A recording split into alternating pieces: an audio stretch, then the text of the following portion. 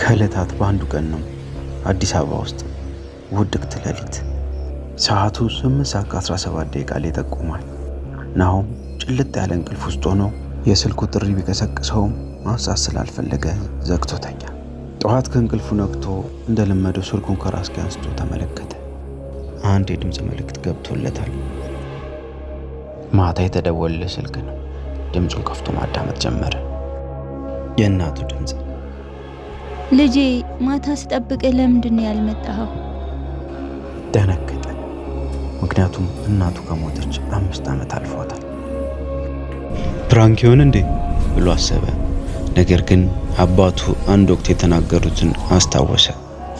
እናትህ አልፎ አልፎ ስልክ ትደውልልኛለች ብሎት ነበር። አባቱ ልክ ነበር ማለት ነው። ስለዚህ ያንን ለማወቅ ወደ አባቱ ቤት ተመልሶ መሄድ አለበት። የአዲስ አበባን ጎዳናዎች አቋርጦ ወደ አደገባት መንደር ገሰገሰ። ያደገባት መንደር ደረሰ።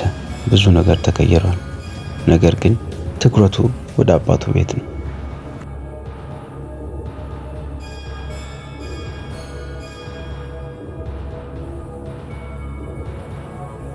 ከመኪናው ወርዶ ወደ ቤቱ ዋና በር አመራና ደጋግሞ አንኳኳ።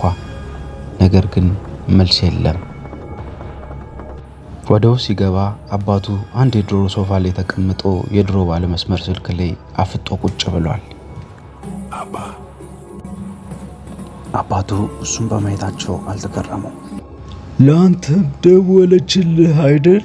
ናሆም በሰማው ነገር ይበልጥ ደነገጠ። ትንፋሽ አጠረው። በዚህ ጊዜ ስልኩ ጠራና አባትየው አነሳው። ናሆም ድንጋጤው ይበልጥ እየጨመረ ሄደ። አባትየው ስልኩን ጆሮ ላይ ለጥፎ ለአፍታ ሲያዳምጥ ከቆየ በኋላ ስልኩን ለናሆም ለማቀበል እጁን ዘረጋ። ናሆም ፈራ ተባ እያለ ስልኩን ከአባቱ እጅ ተቀብሎ ጆሮ ላይ ለጠፈ። ጠርታናለች ልጄ